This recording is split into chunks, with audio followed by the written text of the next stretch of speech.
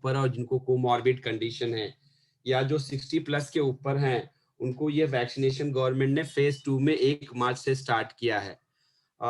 तो अभी हमारे घर में हमारे पेरेंट्स हो सकते हैं या हमारे बहुत से स्टाफ ऐसे हैं जो कि 45 प्लस हैं या जिनको कोमॉर्बिड कंडीशन हो सकती है। तो ये कंडीशन में हमारे मन में बहुत सारे क्वेश्चन आंसर्स हो सकते हैं इस वैक्सीन को लेकर के। तो इसलिए हमने ये सेशन वो क्वेश्चन आंसर को दूर करने के लिए, हमारे मन में जो डाउट है उसको दूर करने के लिए रखा है। इसके लिए हमने डॉक्टर प्रसाद माने जो प्रिंस अली खान हॉस्पिटल में कोविड के नोडल ऑफिसर हैं उनको इनवाइट किया है। साथ में डॉक्टर क्रांति राय माने सर हैं जो कि हमारे साथ आज 2 महीने से मैटरनल चाइल्ड हेल्थ पे अलग अलग सेशंस कर रहे हैं कम्युनिटी अवेयरनेस के लिए, फ्रंटलाइन हेल्थ वर्कर्स के लिए। तो वो सेशन हमने आज रखा हुआ है। तो Bhavna, over to you and then to sir. ठीक है, थैंक यू डॉक्टर यादव। आपने तो कॉन्टेक्ट सेट कर ही दिया है और ब्रीफली गेस्ट को आपने इंट्रोड्यूस भी किया है। तो I would request to see doctor Mane and doctor Kranti here. We can have a spotlight on them. Are there videos on? So Dr. Mane and Dr. Raimane, can I invite you over? Yes. Hello. Hello. Hello. Good afternoon. Good afternoon Hello. to you both. And welcome. Welcome, sir. So Dr. Kranti, I keep meeting almost every Saturday. So nice to see you again, sir. So briefly, एक formal introduction मैं यहाँ पर 1 minute का कर देती हूँ. Then over to you to give us this information. So I begin with Dr. Prasad Mane. He has more than 10 years of experience in healthcare and is currently working in Mane. I'm so sorry, Dr. Prasad Mane. This is Prasad Rane. Rane, Prasad Rane. Okay, I have it as Mane. I'm so sorry. Sorry. So it is Sane, right? Yeah. Rane. It is R-A-N-E, Rane. Okay. No, not an issue. Okay, no issue. Go ahead. I'll stick to Dr. Prasad now. Okay. Yeah. Good. Yeah. So, well, I'm sorry. I apologize because I read what I had. So, Dr. Prasad, welcome here. And Dr. Prasad, to all my colleagues over here, he has more than 10 years of experience in healthcare and is currently working in public health sector.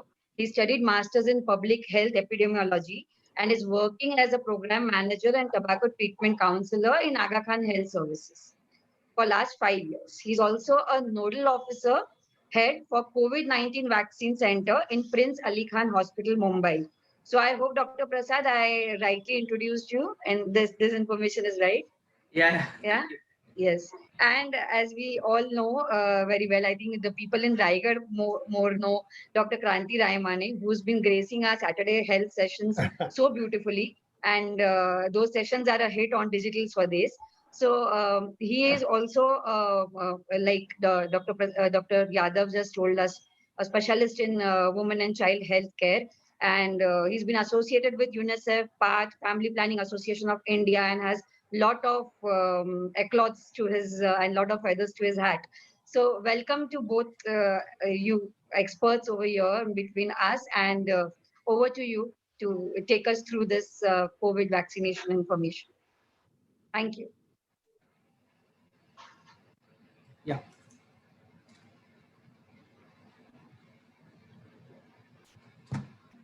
Okay. Hi. So can I share my presentation on the link? Yes, I guess so. Yes, sir. Yes, sir.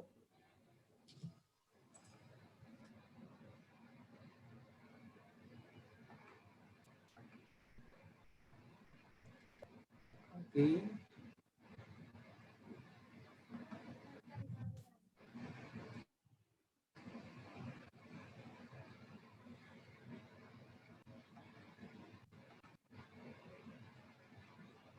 No, I think I'm not able to share. Sir, you have got the sharing right. Just 1 minute. You have got the sharing right. Yes, Okay, I'll just mail you, Dr. Surendra. Okay, no issue. Arjun सरांना sharing right आहे ना? हो आहे. Sir share screen मध्ये जाऊन ते PPT आपण करू शकतो. शेअर स्क्रीन मध्ये गेल्यानंतर मला माझे डेस्कटॉप दिसत नाहीये. ओके सर मला पाठवा, मी शेअर करतो.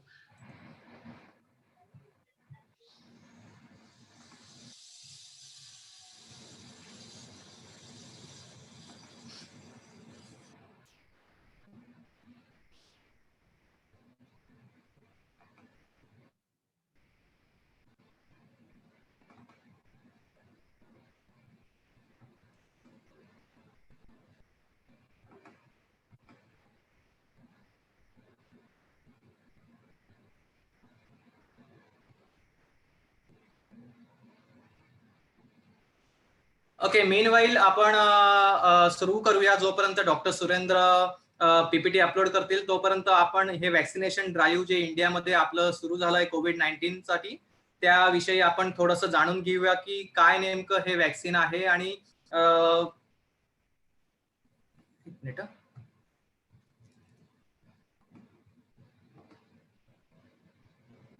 Doctor Surendra, I just shared. Okay sir, okay.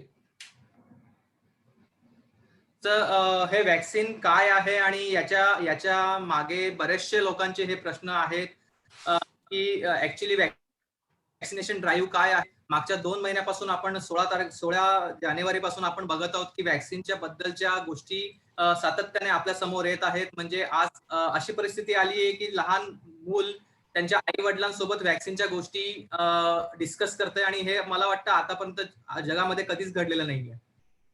तर बरेचसे प्रश्न सगळ्या लोकांमध्ये आहेत की नेमकं वॅक्सिन काय आहे. गव्हर्नमेंट ऑफ इंडियाने 2 वॅक्सिन इंट्रोड्यूस केलेले आहेत. त्यापैकी नेमकं कोणतं चांगलं किंवा त्याच्या मागे असणारे जे संभ्रम आहेत त्याविषयी आपण आज थोडक्यामध्ये जाणून घेऊयात. अजून दुसरा प्रश्न आहे लोकांमध्ये की बुवा हे आता वॅक्सिन आलेलं आहे आणि 1 मार्च पासून 60 प्लस वय ज्यांचं आहे आणि 45च्या 59 वया मर्यादा असलेले ज्या व्यक्ती आहेत आणि त्यांना ज्या प्रकारच्या काही व्याधी आहेत, ज्या कोमॉर्बिडिटी आहेत, या लोकांसाठी 1 तारखेपासून आपण हे वॅक्सिनेशन पूर्ण भारतामध्ये आपण सुरू केलेलं आहे. पण बघता म्हणजे आदल्या दिवसापर्यंत माहित नव्हतं आणि 1 तारखेपासून अचानक सकाळी 9 वाजल्यापासून हे वॅक्सिन सुरू झालं. भल्या बोल्या मोठ्या रांगा लागल्या. कोणत्या हॉस्पिटलला हे वॅक्सिन मिळणार आहे, बरं मिळणार तर कोणत्या प्रकारचं वॅक्सिन मिळणार आहे, त्यासाठी घ्यायची काळजी कोणती, बरं त्यासाठी कोणी हे वॅक्सिन घेतलं पाहिजे किंवा कोणी वॅक्सिन घेतलं नाही पाहिजे. तर या संदर्भात आपण आज थोडंसं याच्यावरती मी तुम्हाला माहिती देईन.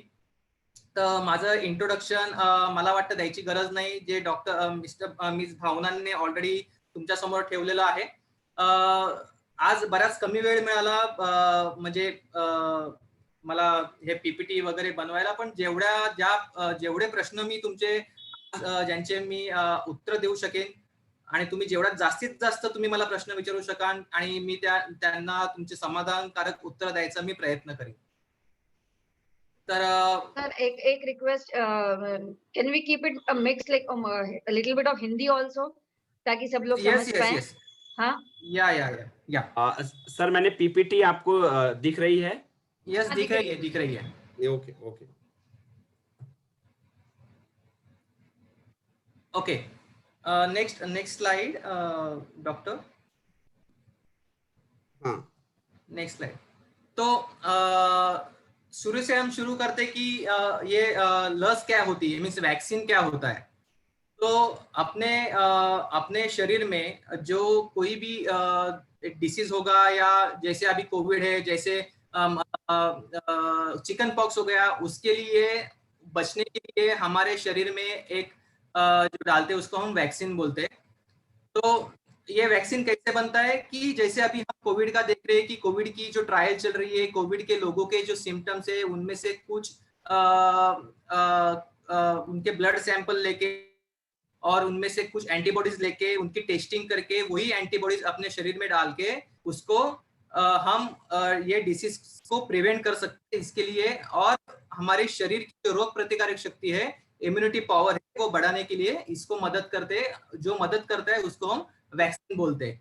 तो ये वैक्सीन बनाने के लिए बहुत ट्रायल्स होनी पड़ती है, कम्युनिटी ट्रायल्स होनी पड़ती है, ये खाली लोगों पे नहीं तो जानवरों पे भी ये ट्राई करके ये वैक्सीन प्रूव की जाती है, और वो प्रूव होने के बाद ही हमारे कम्युनिटी में ये अलाउ की जाती है देने के लिए। नेक्स्ट,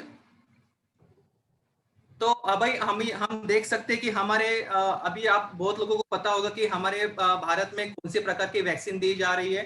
तो एक तो हमारा है कि सीरम इंस्टीट्यूट ऑफ इंडिया, तो ये जो इंस्टीट्यूशन है, ये ऑक्सफोर्ड का जो वैक्सीन है, इसका नाम है कोविशील्ड। वो हमारे भारत में सबसे ज्यादा अभी सब लोगों में जा रहा है। उसके साथ ही साथ हमारे भारत बायोटेक कंपनी का एक कोवैक्सीन है, जो पूरे भारत में किसी किसी सेंटर में, कोई सेंटर में ये दिया जा रहा है। आप अगर आपको पता होगा कि 3 दिन पहले हमारे प्राइम मिनिस्टर मोदी ने ये कोवैक्सीन लिया था। तो ये 2 प्रकार के वैक्सीन अब हमारे इंडिया में हम दे रहे हैं। दोनों भी वैक्सीन पूरे सेफ है। कोविशील्ड जो वैक्सीन है उसकी ट्रायल पूरी हो चुकी है, 3 ट्रायल लगते हैं, उसकी पूरी ट्रायल हो चुकी है, और उसका जो एफिकेसी है, यानी जो काम करता है, तो 70 to 90% हमारे शरीर में वो काम करते हैं। और वही कोवैक्सीन का 2 टप्पा हो चुका है, तीसरा टप्पा चालू है और सक्सेसफुल है। जब से कोवैक्सीन चालू किया है तब से हम देख रहे थे कोई रिपोर्टिंग केसेस नहीं है, या कोविशील्ड की कोई रिपोर्टिंग यानी एडवर्स इफेक्ट की कोई ज्यादा केसेस नहीं है। तो दोनों भी वैक्सीन सेम है। तो ये लोगों में बहुत संभ्रम है कि कोई सेंटर पे सबसे ज्यादा कोविशील्ड दिया जा रहा है और कम सेंटर में कोवैक्सीन दिया जा रहा है। तो ये ऐसी कुछ बात नहीं है। उसके आगे के जो क्वेश्चंस रहेंगे उनके आंसर मैं आपको आगे दूंगा। बट फिलहाल तो हमारे पूरे इंडिया में ये कोविशील्ड और कोवैक्सीन, ये 2 प्रकार के जो वैक्सीन है वो दिए जा रहे हैं। दोनों वैक्सीन की जो बनाने की जो टेक्निक है वो दोनों की अलग अलग है। एक वैक्सीन mRNA से बनता है, तो एक दूसरे से बनता है, तो दोनों की अलग अलग है, बट दोनों जितने ही इफेक्टिव है अपने शरीर के लिए, और हम उसको प्रिवेंट कर सकते हैं कोरोना से। नेक्स्ट, तो अभी मराठी में भी बात करूंगा। तो कोणी कोणी ही वैक्सीन घेऊ नये, क्योंकि बहुत लोगों के मन में अभी भी बहुत वो क्वेश्चन है कि हमने वैक्सीन लेनी चाहिए या नहीं लेनी चाहिए। हम बार बार न्यूज देखते हैं, हर एक न्यूज में अलग अलग हमें रीजन दिए जाते हैं कि ये वैक्सीन लेनी चाहिए या नहीं लेनी चाहिए। तो जो अभी तक के जो वैक्सीनेशन हुए हेल्थ केयर वर्कर्स में या फ्रंटलाइन हेल्थ वर्कर्स में, जैसे डॉक्टर्स हो या नर्सेस हो या आशा वर्कर हो, आंगनवाड़ी वर्कर हो, इनमें ये सबसे पहला टप्पा हुआ था जो वैक्सीन दिया गया था। तो बहुत से लोगों के मन में ये क्वेश्चन था कि हमें अगर फूड एलर्जी होगी, ड्रग एलर्जी होगी, तो हमें वैक्सीन लेनी नहीं चाहिए, या हमें कोविड हो चुका है तो हमें वैक्सीन लेनी नहीं चाहिए, या हमने ऑलरेडी कोविड होने के बाद हमने प्लाज्मा दिया है, ब्लड दिया है, तो हमारे खून में अभी भी कोविड है तो ये वैक्सीन लेनी नहीं चाहिए। तो ऐसे बहुत से इसमें ये मिथ थे, वैकल्पिक कथाएं थी। इसको हम जान लेंगे कि ये सच्ची में ये वैक्सीन किसने लेना चाहिए और किसने नहीं लेना चाहिए। तो मैं ये बात कहना चाहूंगा कि ये वैक्सीन सबके लिए है, ये बहुत सेफ वैक्सीन है। दोनों भी वैक्सीन बहुत सेफ है, आप उन्हें ले सकते हो। अगर आपको कोई भी ड्रग एलर्जी होगी या कोई भी फूड एलर्जी होगी तो बिल्कुल जगह ही नहीं, आप वो वैक्सीन ले सकते हैं। खाली वैक्सीन किसने नहीं लेना चाहिए कि जिनको फिलहाल में कोविड होके गया है, यानी 10-12 दिन। अगर आप 14 डेज कोविड होने के बाद 14 डेज का क्वारंटाइन पीरियड पूरा कर देते हो, या उसके बाद अगर आप वैक्सीन लेते हो, तो आप वैक्सीन ले सकते हो। अगर कोई जो व्यक्ति होगा जिसको फर्स्ट डोज कोवैक्सीन का या कोविशील्ड का दिया गया हो और उसको वो वैक्सीन लेने के बाद कोई कठिनाई आई हो या उसको कोई इसके साइड इफेक्ट हुए हो, तो उनको ये वैक्सीन देने के लिए सबसे पहले डॉक्टर्स को पूछ के वो वैक्सीन लेना चाहिए। जो महिला, गर्भवती महिला है, या जो महिला या जो कपल है जो अभी बच्चे का चांस लेने के लिए तैयार कर रहे हो, या कोई भी जो लेडी हो या स्तनपान करने वाली माता हो, उन्होंने ये वैक्सीन अभी तक फिलहाल नहीं लेना चाहिए। अभी तक ये रियल टाइम स्टडी चालू है, बट अभी देखा जाए तो कोई भी वैक्सीन जिन्होंने लिया है उनमें ऐसा कुछ साइड इफेक्ट दिया नहीं गया है। तो बट फिलहाल ये जो 3 रीजन है उसके लिए हम वैक्सीन को रोक सकते हैं। बट उसके लिए भी अगर हम हमारे जो डॉक्टर है, आजू बाजू के जो फिजिशियंस है, उनसे पूछताछ करके या उनसे जानकारी लेके हम वो वैक्सीन ले सकते हैं अगर उन्होंने इसके लिए जांच करके अगर आपको अप्रूवल दिया तो। नेक्स्ट,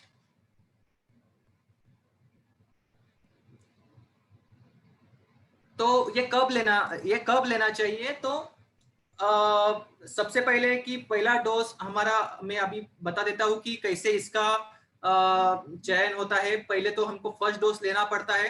फर्स्ट डोज के पहले हमको रजिस्ट्रेशन वगैरह वो सब करना पड़ता है, उसके बारे में भी आपको आगे बताऊंगा। बट पहला डोज लेने के बाद उसको 28 दिन पूरे होने के बाद उसको सेकेंड डोज लेना है। पहला डोज अगर आप लेते हो तो उसको हम बोलते हैं पार्शियल वैक्सीनेशन, यानी आपने पूरा डोज उसका अभी तक लिया नहीं है। 2 डोज अगर आप कोवैक्सीन या कोविशील्ड के लेते हो तो आपका पूरा फाइनल वैक्सीनेशन या इम्यूनाइजेशन हो सकता है। तो पहला डोज अगर आप 1 तारीख को लेते हो तो 29 तारीख को आपका सेकेंड डोज के लिए ड्यू रहेगा। तो आपको 28 दिन होने के बाद आपको फिर से सेकेंड डोज आपको दिया जाएगा। उसके बाद आपका फाइनल इम्यूनाइजेशन, आपका वैक्सीनेशन कोविड का हो जाएगा। तो क्या होता है ये कोविड का डोज लेने से, ये वैक्सीन लेने से क्या होता है? तो एक तो अगर आप वैक्सीन लेते हो तो आपको जिनकी रोग प्रतिकारक शक्ति थोड़ी कम होती है या तो उनमें वैक्सीन लेने के 12 घंटे बाद या 8 घंटे बाद उनको थोड़ा सा फीवर आने लगता है, उनमें थोड़ा सा मसल्स पेन होने लगता है, सिर चकराना शुरू हो सकता है, थोड़ा डिजीनेस आ सकता है। तो इस प्रकार के जो सौम्य दुष्परिणाम है वो उसमें देखे जाते हैं। तो वो भी मैं आपको बताऊंगा कि अगर ये सौम्य दुष्परिणाम आप में देखे जाते हो तो इसके बिल्कुल आप डरे नहीं, क्योंकि अगर आप देखते हो तो आप छोटे बच्चे जब होते हैं उनको जब से हम सबसे पहला अगर हम टीकाकरण करवाते हैं तो उसके बाद अगर आपको ऑब्जर्वेशन होगा तो बच्चा रोता है। क्यों रोता है? क्योंकि उसका जो डोज होता है वो अपने शरीर में काम करना तब स्टार्ट कर देता है। और ये अच्छी बात है कि अगर आपको वो सौम्य दुष्परिणाम दिखे तो बिल्कुल झिकझिकाए नहीं और बिल्कुल डरे नहीं कि अगर मैं वैक्सीन लेता हूं तो उसके बाद मुझे फीवर आ जाएगा और या मुझे कुछ तकलीफ होगी। अगर आपको कुछ तकलीफ हो रही है या उसके बाद का भी मैं आपको बताऊंगा कि तकलीफ होने के बाद आपको क्या करना है। तो तकलीफ होने के बाद जब आप पहला वैक्सीनेशन लेते हो तो उसके बाद आपको वैक्सीन सेंटर पे टीका देने के बाद आपको 30 मिनट ऑब्जर्वेशन में रखा जाता है। वो 30 मिनट में देखा जाता है कि आपको कोई साइड इफेक्ट तो हुए नहीं है, या आप चक्कर तो नहीं आ रहे, आपको उल्टी तो नहीं हो रही है, आपको फीवर तो एकदम से नहीं आ रहा है, या आपके शरीर में कोई लाल चट्टे तो नहीं पड़ रहे, या आपको खुजली स्टार्ट नहीं हो रही है। तो आधे घंटे तक ये देखा जाता है। उसके बाद अगर आपको आधे घंटे के बाद अगर आप घर पे जाते हो या वो घर पे जाते जाते अगर आपको ये कुछ प्रकार के सिम्टम दिखाई जाते हैं तो आप अपने नजदीक के कोई भी दवाखाने में या अपने नजदीक में कोई भी जो गवर्नमेंट सेंटर होगा, प्राथमिक आरोग्य केंद्र होगा या कोई आशा वर्कर होगी, आंगनवाड़ी वर्कर होगी, उनको आप ये तुरंत बता सकते हो। नेक्स्ट,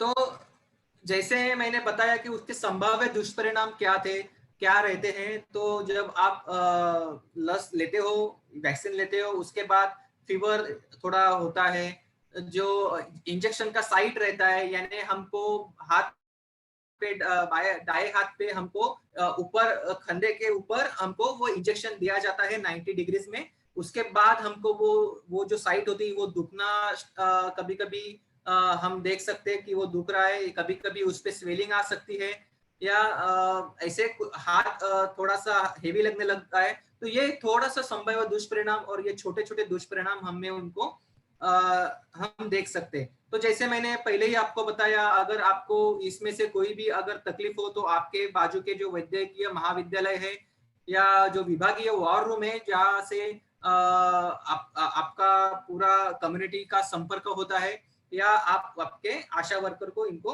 बता सकते हैं। बट अगर वैक्सीन लेने के बाद भी आपको कुछ आपको प्रोटोकॉल फॉलो करने हैं तो वो भी अभी भी मैं बताऊंगा कि वैक्सीन लेने के बाद आपको मास्क पहनना छोड़ना नहीं है, आपको हैंड हाइजीन छोड़ना नहीं है, आपके हाथ हमेशा धुले हुए चाहिए और सोशल डिस्टेंसिंग और फिजिकल डिस्टेंसिंग हमेशा बनी होनी चाहिए। नेक्स्ट,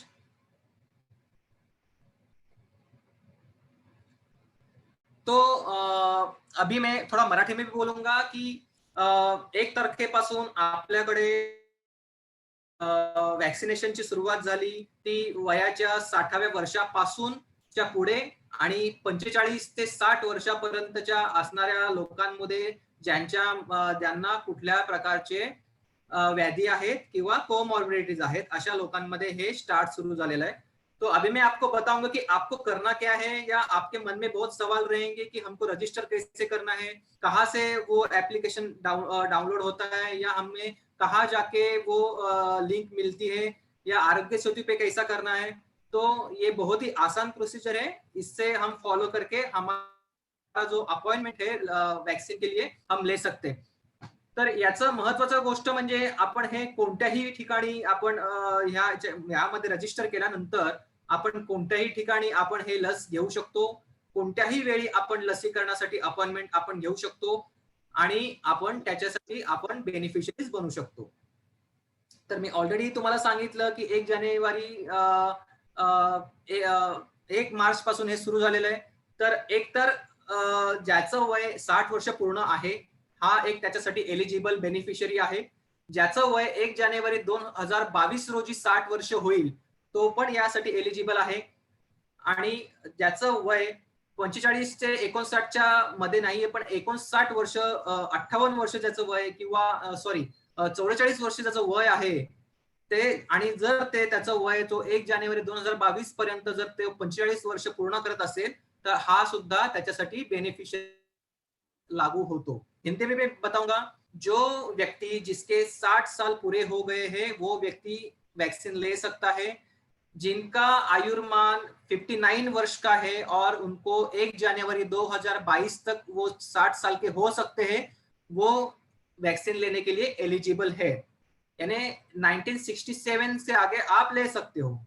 जो व्यक्ति 45 वर्ष से 59 वर्ष तक का है और जो व्यक्ति 44 इयर्स का अभी रनिंग है बट 1 जनवरी 2022 तक जिसका वय 45 तक हो जाएगा और जिसको कोमॉर्बिडिटीज है वो व्यक्ति जाके लस ले सकता है। नेक्स्ट, तो ये जो 45 और 59 के एज में जो कोई भी कोमॉर्बिडिटीज हो तो ये है, ये मराठी में दी गई है कि अगर आपको किसी हार्ट का अटैक आ गया हो, अगर आप कभी भी हॉस्पिटल में एडमिट हुए रहेंगे किंवा तुम्हाला अजून दुसरा हार्ट वॉलचा प्रॉब्लेम असेल किंवा हृदयाच्या झडपेशी मीन्स काही प्रॉब्लम असेल, कंजेनिटल हार्ट डिसीजेस अगर आपको होगा यानी जन्मजात अगर आपको कोई हृदय विकार होंगे ऐसे लोग ले सकते हैं। जिनकी बायोप्सी हो चुकी है, जिनके स्टेंट लगाए गए हैं, एंजियोप्लास्टी हो गई है, वो इसमें ले सकते हैं। जिनका सिटी स्कैन और एमआरआई में डायग्नोसिस हो चुका है स्ट्रोक का, या अगर जिनको ब्लड प्रेशर हो या डायबिटीज हो ऐसे लोग वो ले सकते हैं।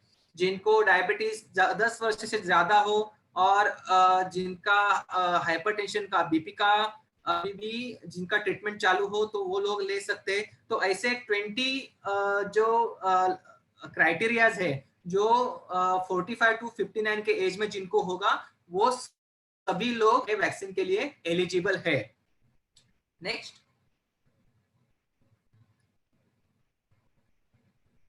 तो ये कैसे होगा, मैंने पहले भी बताया कि हम वैक्सीन कैसे ले सकते हैं। तो फर्स्ट ऑफ ऑल सबको जाके वो कोविन एप्लीकेशन पे या लिंक पे आपको क्लिक करना है और वो क्लिक जाने के बाद मैं आपको आगे एक एक स्टेप में बताऊंगा कि वो कैसे लेना है। मैं उसके पहले मैं आपको बताऊंगा कि उसके क्या क्या क्राइटेरिया हमको क्या करना है अगर हम बुक करते हैं उसके पहले की वाली। तो अगर आप आपकी अपॉइंटमेंट बुक करते हो तो उसी समय आपकी दूसरी जो डोज की अपॉइंटमेंट है वो वही जगह पे जहाँ पे आप फर्स्ट डोज लेने वाले हो वहां पे तय की जाएगी, आप वो चेंज नहीं कर सकते। अगर आप फर्स्ट अपॉइंटमेंट अगर लेते हो या अगर आपको सेकेंड डोज के भीतर आपको किसी दूसरी जगह पे जाके जाना है या वो शहर छोड़ के जाना है या आप वो पहली जगह वाले पे आप जा नहीं सकते क्योंकि वो दूर पड़ रहा है, तो आप अब फिर से लॉग इन होकर उसका वो सेकेंड डोज का टाइम आप और डेट और वेन्यू चेंज कर सकते हो। बट गवर्नमेंट ऑफ इंडिया का जो रूल है कि आप जो पहली मात्रा जिधर लेते हो दूसरी मात्रा भी उधर लेनी चाहिए, और वो भी 29वें दिन के 28 दिन के बाद। अगर आप कोई भी अपॉइंटमेंट रद्द करते हो, चाहे वो फर्स्ट डोज की हो, तो आपको सेकेंड डोज की अपॉइंटमेंट भी तुरंत ही रद्द हो जाएगी और आप वैक्सीन लेने के लिए एलिजिबल नहीं होंगे।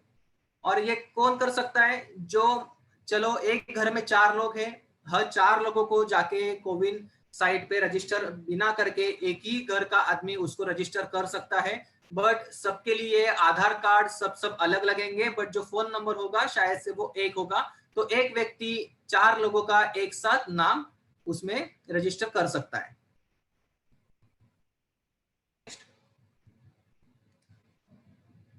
तो क्या लगेगा अगर हम जाते हैं? तो एक तो रजिस्टर हम करते हैं, दूसरी जगह आपने सुना होगा कि डायरेक्टली जाके वॉक इन वैक्सीनेशन भी लिया जा रहा है, ऑन स्पॉट रजिस्ट्रेशन भी हो रहा है। तो 2 प्रकार के रजिस्ट्रेशन हम कर रहे हैं।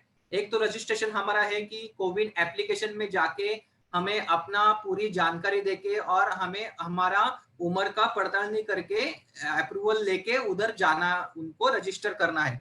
दूसरा जो है, अगर आपको वो आप कंफर्टेबल नहीं हो या आपको नहीं जम रहा हो या आपके यहाँ पे कोई इंटरनेट की सुविधा ही नहीं है, तो आप अपने नजदीक में होने वाले कोई भी सेंटर में जहाँ पे लसीकरण दिया हो जा रहा है, टीकाकरण हो रहा है, वहां पे जाके आपको एक तो आधार कार्ड आपको लेके जाना है। आपके पास अगर इलेक्शन कार्ड होगा, पासपोर्ट होगा, ड्राइविंग लाइसेंस, पैन कार्ड या कोई भी शासकीय आपके पास स्मार्ट कार्ड होगा जिसपे आपका पूरा एज लिखा होगा और पेंशन का कार्ड होगा, ये सब आप जाके उधर दिखा के आप रजिस्ट्रेशन कर सकते हो कोविन ऐप पे। नेक्स्ट, तो ये कहाँ और कैसे ले? आज अगर आप न्यूज देखते हो तो बहुत से जगहों पे ये टीकाकरण आज उपलब्ध है। एक तो पहले पिछले हफ्ते तक ये खाली सरकारी वैद्यकीय महाविद्यालय हो या प्राथमिक केंद्र हो या बड़े हॉस्पिटल जो गवर्नमेंट के हैं वहीं पे ये टीकाकरण करवाया जाता था। बट अगर अभी जो है वो प्राइवेट हॉस्पिटल्स में भी इनका टीकाकरण ये शुरू हो चुका है। तो अगर आप सरकारी केंद्र से केंद्र में जाके अगर आप टीकाकरण करवाते हो तो वो पूरा का पूरा बिना मूल्य होगा, उसके लिए 0 चार्ज लगेगा। अगर आप कोई भी प्राइवेट हॉस्पिटल में जाते हो, चाहे वो बड़ा हो या छोटा हो या 5 स्टार होटल हो, हॉस्पिटल हो, वहां पे अगर आप जाते हो और आप एक वैक्सीनेशन का डोज लेते हो तो आपको 250 रुपया वहां भुगतान करना पड़ेगा, उसके बाद ही आपको डोज लगेगा। 250 के ऊपर 1 रुपया भी कोई हॉस्पिटल ले नहीं सकता। तो 250 ये गवर्नमेंट में कराया हुआ रेट है और आपको पूरे भारत में आप कहीं भी जाओ आपको 250 रुपया भुगतान करके आपको वो लस दी जाएगी। एक डोज का 250 रुपया ऐसे को लिया जाएगा। नेक्स्ट, तो ये आप रजिस्ट्रेशन कैसे करें? बहुत लोगों के लिए सवाल है कि सॉफ्टवेयर का लिंक पता नहीं है, कहाँ से डाउनलोड करें, मोबाइल से डाउनलोड करें या आरोग्य सेतु से जाएं। तो इसके लिए मैं आपको बताना चाहूंगा कि 2 जगह से आप रजिस्ट्रेशन करवा सकते हो। एक तो कोविन जो मैंने पहले ही आपको जो लिंक पीपीटी में दी थी, फिर से मैं आपको शेयर करूंगा या डॉक्टर सुरेंद्र आपको सबको शेयर करेंगे। वो लिंक में जाके आप अगर क्लिक करते हो तो सबसे पहले आपको लॉगिन फॉर वेरिफिकेशन के लिए आपको ये पूछा जाएगा। उसके बाद आपको एंटर मोबाइल, आपका जो ऑप्शन दिया है वहां पे आपका मोबाइल एंटर करना है और गेट ओटीपी डाल के आपको उसको सिलेक्ट करना है।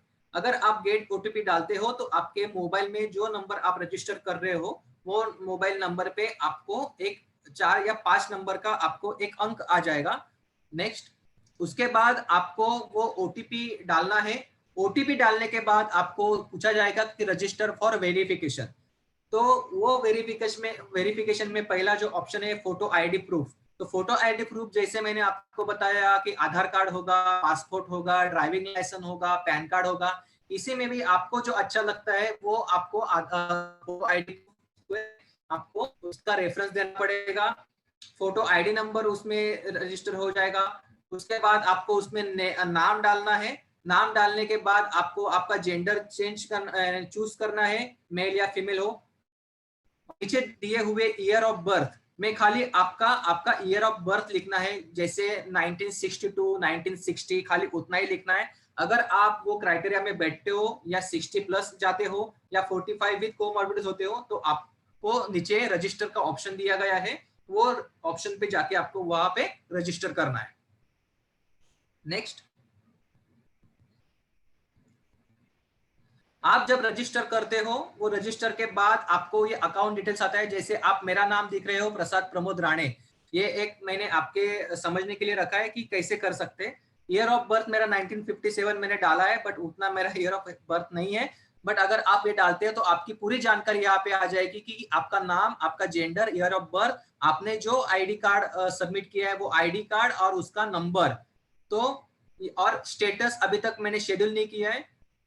तो उसके बाद आपको एक ऑप्शन बाजू में दिखाई दे, सॉरी पिछले साइड में डालो, एक ऑप्शन आपको दिखाई दे रहा है एक्शन।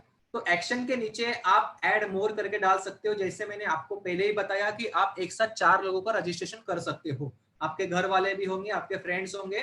तो ऐड मोर में जाके अगर आप नाम डालते हो तो next slide, sorry previous slide, it's not showing,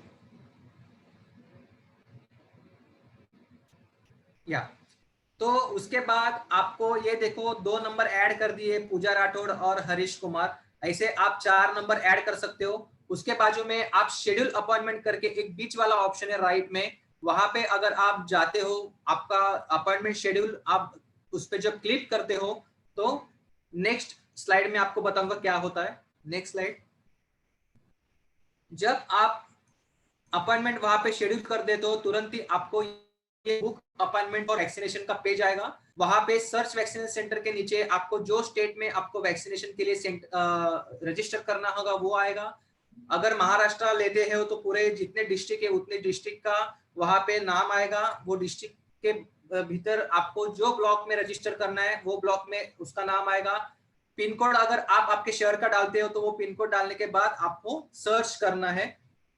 next, जब आप सर्च करते हो, जैसे अगर आप ऊपर देख रहे हो तो महाराष्ट्र स्टेट में पुणे डिस्ट्रिक्ट में हर ब्लॉक में मैंने हेलो पिन कोड डाला है। डालने के बाद वो एरिया मैप हो और वो एरिया में आपके वैक्सीन के लिए कितने सेंटर्स अलाउ किए हैं गवर्नमेंट में, उनका पूरा नाम आ जाता है। जैसे कि इसमें BJ medical college, Fortis hospital, Haveli district hospital, ऐसे नाम आ गए। तो अगर मैं हवेली डिस्ट्रिक्ट हॉस्पिटल अगर मैं चूज करता हूं तो मुझे अपॉइंटमेंट दी जा रही है February 27 में और 28 में। तो हर एक हॉस्पिटल की अलग अलग कैपेसिटी होती है। जैसे हवेली डिस्ट्रिक्ट हॉस्पिटल की कैपेसिटी, जब आप अपने अपॉइंटमेंट बुक कर रहे हो तब उनकी अवेलेबल कैपेसिटी 50 है, यानी आप उसमें बैठते हो। अगर अवेलेबिलिटी 2 है और अगर आप 4 लोग रजिस्टर करते हो तो वो 2 लोग को, दूसरे जो 2 लोग हैं उनको नेक्स्ट डे का या किसी और डेट का उनको अपॉइंटमेंट मिलेगा। बट जिसकी कैपेसिटी 50 है, अभी इसकी 50 है तो 50 के अंदर आप कर सकते हो। अगर आप हवेली डिस्ट्रिक्ट हॉस्पिटल में आपका कैपेसिटी नहीं है, आपको दूसरी जगह जाने की इच्छा है, तो आप जाके बीजे मेडिकल कॉलेज में चेक कर सकते हो कि वहां पे कैपेसिटी है या आप रजिस्टर कर सकते हो। अगर कैपेसिटी होगी तो रजिस्टर करके आपको वो अपॉइंटमेंट बुक करना है। अपॉइंटमेंट बुक करते वक्त आप 28 दिन की appointment at A time book कर सकते हो, यानी 28 दिन में आप कभी भी आपकी अपॉइंटमेंट ले सकते हो। जैसे आप रेलवे का देखते हो कि 3 महीने पहले रिजर्वेशन आप कर सकते हो, वैसा ही ये कोविन ऐप का है कि आप 28 दिन के आगे की डेट आप नहीं ले सकते, 28 दिन के अंदर की ही डेट आप चूज कर सकते हो। उसके बाद जब आप क्लिक करते हो आपको एक अपॉइंटमेंट कंफर्मेशन आ जाता है कि आपने हवेली डिस्ट्रिक्ट हॉस्पिटल में आपने 28 तारीख को 9 बजे से 6 बजे तक आप कभी भी जाके आप टीकाकरण करवा सकते हो। खाली आपको ये उधर पर्ची आपको या स्क्रीनशॉट लेके आपको वहां पे दिखाना पड़ेगा, देन आपको कंफर्म करना है। Confirm, yes. वो कंफर्म करने के बाद आपके लिए एक सर्टिफिकेट आ जाएगा, सर्टिफिकेट नहीं बोल सकते बट एक नोटिफिकेशन आ जाएगा। ये नोटिफिकेशन आप वहां पे दिखा सकते हो। नेक्स्ट,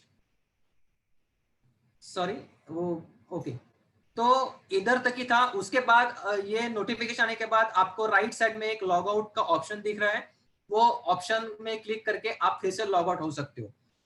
अभी इसके बाद की जो कठिनाइयां है जो लोगों में आ रही है वो एक है कि एक तो लॉग आउट पहला डोज लेने के बाद जैसे मैंने बताया कि आपको सेकंड डोज दूसरी जगह पे लाके जाके देना है, तो फिर से आपको जो रेफरेंस आईडी आपको जो आएगा उसको लेकर आपको फिर से लॉग आउट करना है आपको नंबर में डाल के, और आपका रेफरेंस आईडी वहां पे पूछा जाएगा या आप नाम से भी कर सकते हो। उसके बाद आप सेकंड डोज के लिए आपकी अपॉइंटमेंट दूसरे हॉस्पिटल में चेंज करवा सकते हो। दूसरी चीज है कि बहुत से लोग पहली चीज में जाके यानी जब रजिस्टर करते हैं तो सर मैं स्लाइड शेयर बंद करता हूँ, चलेगा? या तो उसमें जाके खाली लोग रजिस्टर करते हैं, जैसे मैंने आपको ऑप्शन दिखा है कि वहां पे बुक अपॉइंटमेंट करके की ऑप्शन है, वो ऑप्शन बुक नहीं करते और वही रजिस्ट्रेशन समझ के वो अपने जो अस्पताल है वहां पे जाते हैं, और उधर जाने के बाद हम दिखते कि हमारा उधर नंबर नहीं दिख रहा है और फिर से हमको वहां पे वॉक इन रजिस्ट्रेशन पड़ता है। तो ऐसा ना करके अगर ये स्टेप अगर आप फॉलो करते हो तो आपका इजीली आपका रजिस्ट्रेशन हो जाएगा। I will request doctor Surendra to share this path to all the employees so they can guide others. जी sir, we will share it with all the employees. Yeah. तो ये जो एप्लीकेशन है, जैसे आप ये कोविन एप्लीकेशन डाउनलोड करके भी कर सकते हो, आरोग्य सेतु में जाके भी आप कर सकते हो। उसके अलावा आप किसी भी डेस्कटॉप में जो लैपटॉप पीसी है वहां पे भी आप यूआरएल में जाके वो करवा सकते हो। जो 45 और 45 से लेके 59 तक जो लोग हैं वहां वो लोगों के लिए एक गवर्नमेंट का फॉर्म है। वो गवर्नमेंट का फॉर्म अपने नजदीक के जो प्राइवेट प्रैक्टिशनर होंगे, चाहे वो एमबीबीएस हो, चाहे वो आयुष वाले हो, होम्योपैथी, यूनानी, आयुर्वेदिक या कोई बड़े डॉक्टर हो, या वहां से आपको वो जो व्याधि दी गई है 20 में से कोई व्याधि हो तो वो जनरल प्रैक्टिशनर को वहां पे आपको सर्टिफिकेट देना है। वो सर्टिफिकेट आप जब सेंटर पे जाओगे तो आपको वो सर्टिफिकेट वहां पे सबमिट करना है, या आप एप्लीकेशन के जरिए भी आप वो सबमिट कर सकते हो और अपनी अपॉइंटमेंट बुक कर सकते हो। जब आप सेंटर में जाते हो वहां पे उसकी वेरिफिकेशन होगी, वेरिफिकेशन के बाद खाली आपको वहां पे एंटर करना पड़ेगा। तो इसका कैसा सिस्टम चलता है, जब आप ये रजिस्टर करते हो उसके बाद आपका अलग से वेरिफिकेशन होता है। अलग से वेरिफिकेशन होने के बाद आपको जो वैक्सीन इंजेक्शन रूम रहते हैं जो जहां से आपको वैक्सीन लगाया जाने वाला है वहां पे आपको भेजा जाता है। वैक्सीन लेने के लिए आपको 2 मिनट लगते हैं। वो वैक्सीन कैसे दिया जाता है, आपको 0.5 ml का वैक्सीन दिया जाएगा। उसके लिए जो सिरिंजेस यूज की जाती है वो साधारण सिरिंजेस ना रह के अलग सिरिंजेस रहती है। वो खाली जितना डोज दिया गया उतना ही लेती है। ये मैं आपको इसलिए बता रहा हूँ कि बहुत से बेनिफिशियरीज आते हैं, बहुत से बेनिफिशियरीज बोलते हैं कि मुझे कम डोज दिया गया या मुझे ज्यादा डोज दिया गया। तो ये जो सिरिंजेस है उसमें खाली जितना डोज दिया गया है, नापा गया है, उतना ही डोज हम एक बेनिफिशियरीज को दे सकते हैं।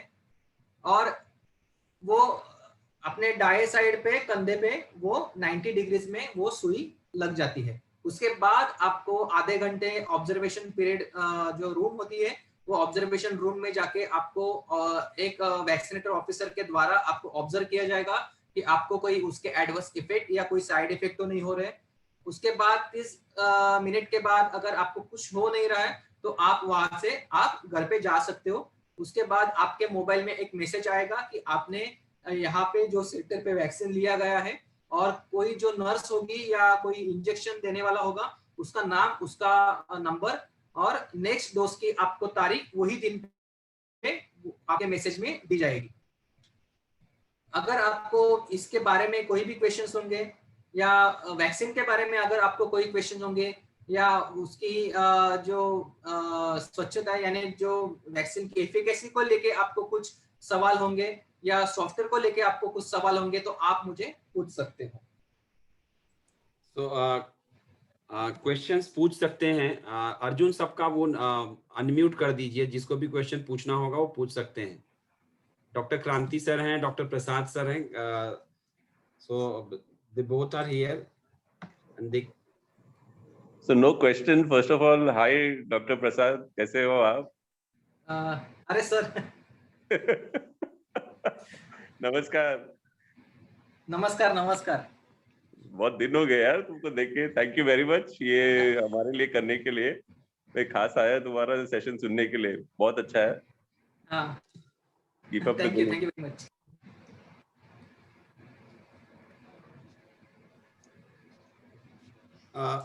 आपको जितने भी सॉफ्टवेयर के रिलेटेड सवाल होंगे, रजिस्ट्रेशन से रिलेटेड सवाल होंगे, आप पूछ सकते हो. मैं फिर से आपको बताना चाहूंगा कि फर्स्ट टाइम इंडिया में ये सॉफ्टवेयर लेके या कोई ऑनलाइन करके हम ये पूरा टीकाकरण करवा रहे हैं.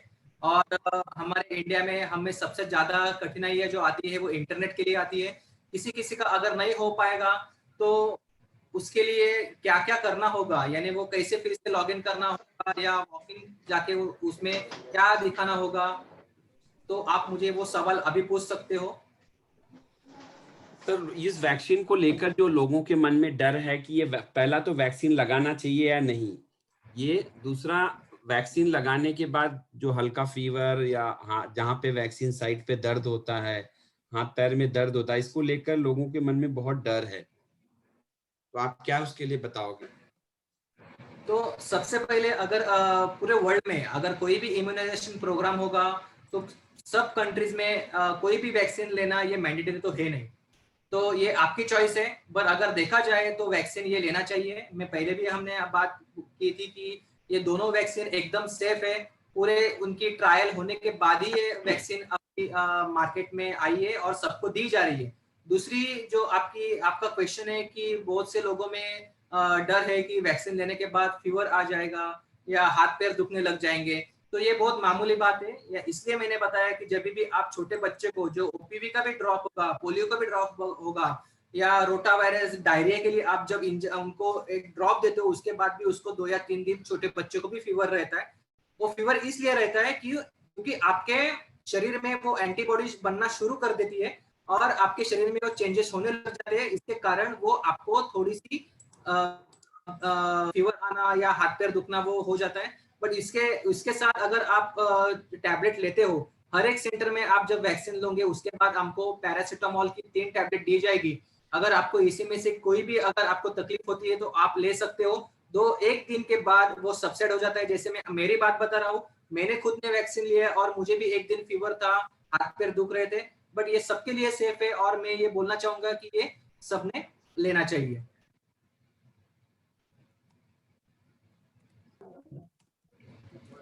दूसरी और एक बड़ी चीज एक बताना भूल गया कि बहुत से लोगों में अभी जैसे आपने बताया कि बहुत से लोगों में एक शंका बहुत होती है कि पहला डोज लेने के बाद भी मुझे कोविड हो गया.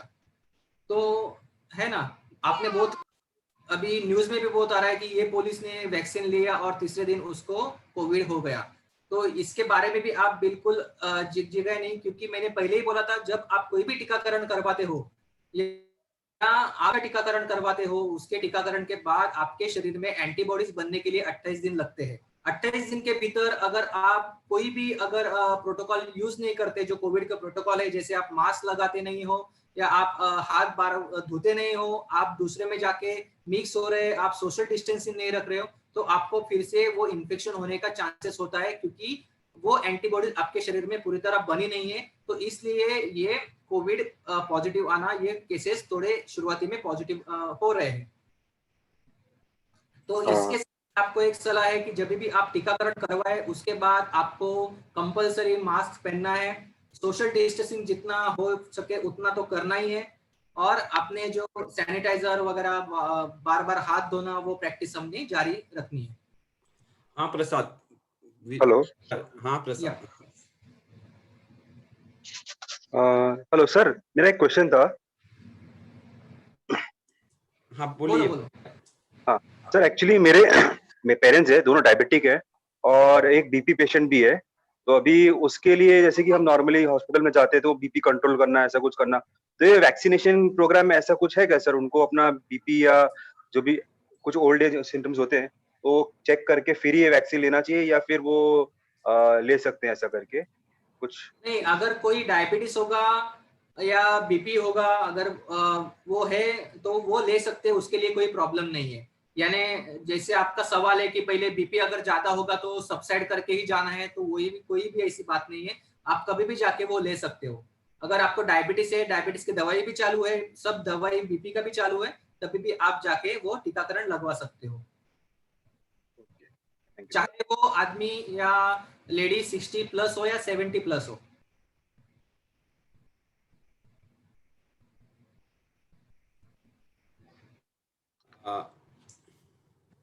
और किसी को कोई क्वेश्चन है?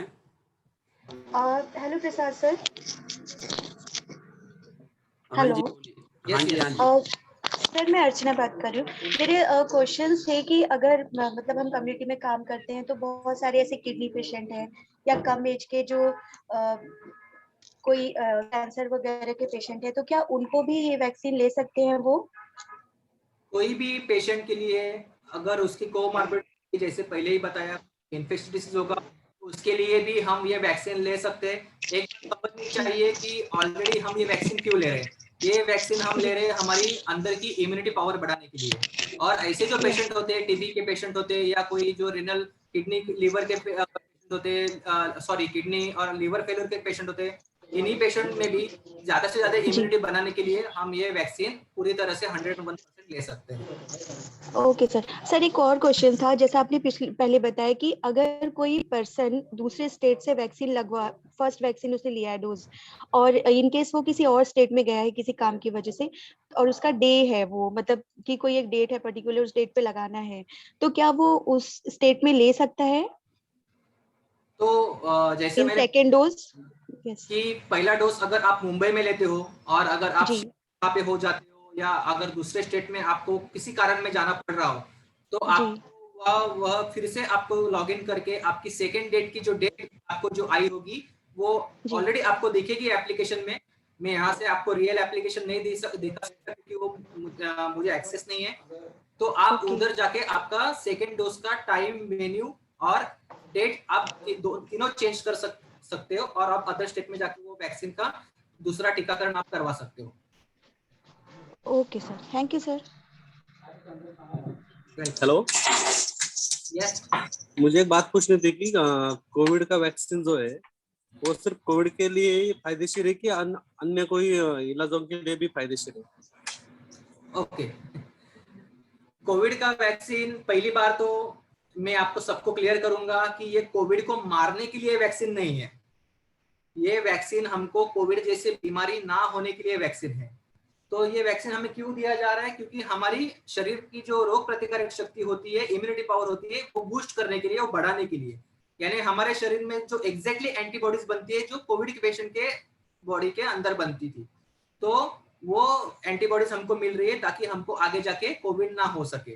तो ये दूसरी बीमारी से तो बिल्कुल अदर साइड से तो हेल्प करेगी, यानी आपको कुछ दूसरा इन्फेक्शन होगा तो उसके लिए भी ये आपको हेल्प करेगा। Thank you, thank you.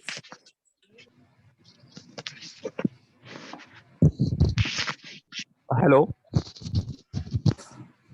Hello, हाँ बोला बोला बोला। बोला। हाँ राकेश राकेश बोला। राकेश बोलतोय. हाँ, सर बोला माझा ना। एक क्वेश्चन होतं की जे सेकंड डोस आहे जो काही रिझन मुळे जर समजा आपल्याला नाही घ्यायला जमलं त्या डेटला, तर त्यासाठी काय पुढे आपल्याला डेट मिळेल की कसं, की नाहीच घेता येणार, ते पुन्हा दोन्ही डोस पुन्हा घ्यावे लागतील? नाही म्हणजे म्हणजे मला परत तुमचा क्वेश्चन एकदा तुम्ही सांगा. Hello hello sir, first dose तुम्ही घेतलेला आहे समजा आणि मला सेकंड डोस 28 दिवसानंतर मला नाही घ्यायला जमलं ज्या तारखेला जी डेट आपल्याला दिलेली आहे, तर मग त्यानंतर आपण काय करू शकतो? समजा काही इमर्जन्सी असल्यामुळे मला तो डोस नाही घेता आला, सेकंड डोस.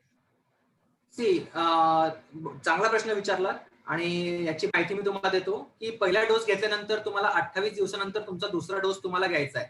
बरं, 28 नंतर जर तुम्हाला कुठल्या दिवशी तो शक्य होत नसेल तर तुम्ही 28 दिवसानंतर तुम्ही 4 आठवड्यामध्ये तो डोस कधीही तुम्ही जाऊन तो घेऊ शकता. त्याची अपॉइंटमेंट तुम्ही बुक करू शकता. ओके.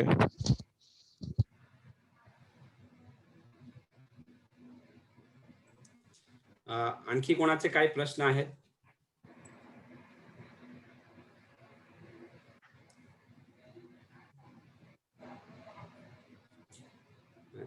ओके. त्याचा इम्युनिटी पिरियड आहे तो किती नेमका आहे? सॉरी, तुमचा आवाज नाही नीट येत आहे. इम्युनिटी पिरियड म्हणजे रोग प्रतिकार शक्ती किती दिवसापर्यंत, असं काय त्याचा टाइम फ्रेम आहे का, किती दिवसापर्यंत? हे बघा, म्हणजे इम्युनिटी पॉवर किती दिवसापर्यंत होते आणि किती दिवस राहील याच्यापर्यंत अजून तरी याचे काही एव्हिडन्स नाहीये. पण पहिला जो डोस आहे त्याच्यानंतर तुम्हाला 28 दिवस लागतात की तुमची इम्युनिटी बनायला आणि त्या अँटीबॉडीज बनायला. इम्युनिटी ऑलरेडी असते, पण फक्त तुम्हाला ते अँटीबॉडीज बनायला तेवढा वेळ लागतो. तर ती बऱ्याच दिवसानंतर पर्यंतच असते. त्याचा एक्झॅक्टली अजून टाइम अजूनपर्यंत त्याचं काही असं आलेलं नाही. तर एक प्रश्न होता माझा. हॅलो, बोला. हा बोला विनोद. तर आपण मगाशी म्हटलं की ज्यांना कोणाला घेता येणार नाही, ज्यांना नुकताच संसर्ग होऊन गेलाय त्यांना घेता येणार नाही.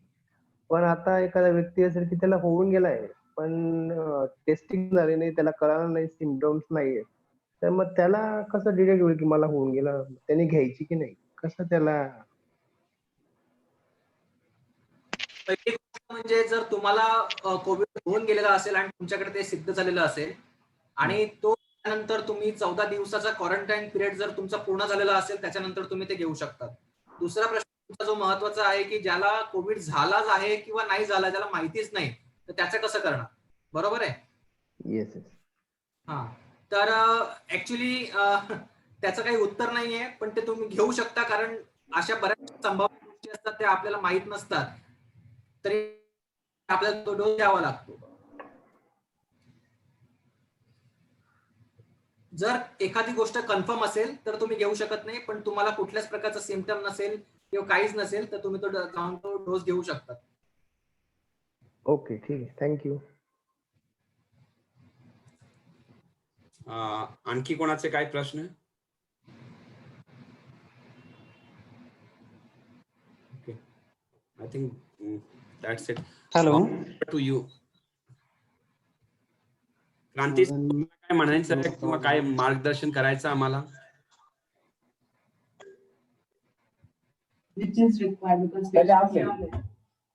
Hello, yes sir. नहीं, मुझे लगता है कि it was a very comprehensive presentation Prasad ने जो दिया है. मुझे लगता है काफी सारा डाउट्स लोगों के होगा नहीं, और मुझे लगता है सबको ये एक अप्रिशिएट करना चाहिए कि ये नया है, तो सबको अभी सब लोग सीख रहे हैं. बोले तो सब साइंटिस्ट लोग सीख रहे हैं कि इसका क्या होगा क्या नहीं. इसका 100% किसी के पास में कोई आंसर नहीं है अभी. जैसा कोई, मुझे लगता है बाबा साहब चौहान पूछ रहे थे कि इम्यूनिटी कितना देर रहेगा, क्या रहेगा, वगैरह वगैरह.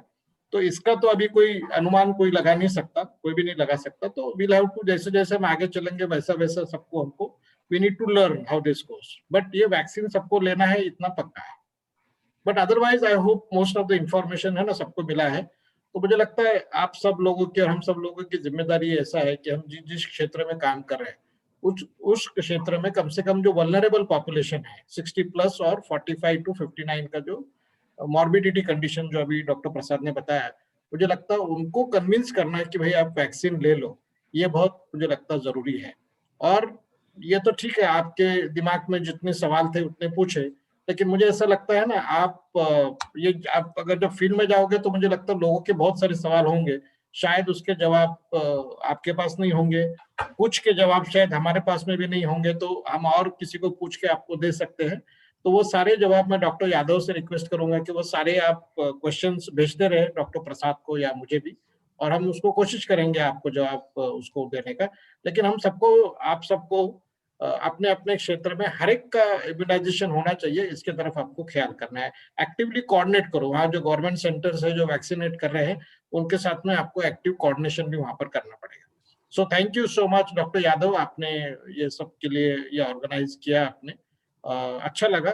और ये मुझे लगता है इसका एक फॉलोअप सेशन भी आप 1.5 महीने के बाद में कर सकते हैं, तो और भी मुझे लगता है लोगों के सवाल हो गए तो उसके अंदर वो कर सकते हैं. बहुत बहुत शुक्रिया आपका.